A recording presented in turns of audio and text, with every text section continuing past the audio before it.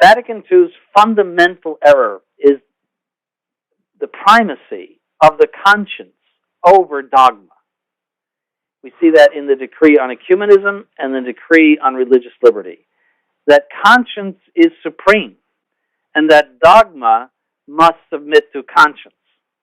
That is the kernel of Vatican II, and it's all rooted in modernism.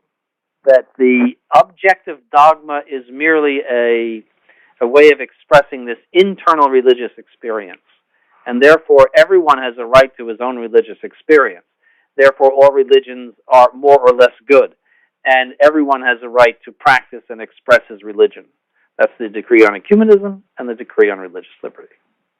And we see this in Mr. Bergoglio, too, that he hates dogma. He's constantly ripping down dogma and people who are rigid and all sorts of evil things, as he says. That's because he's a thoroughgoing modernist and enemy of the Catholic Church.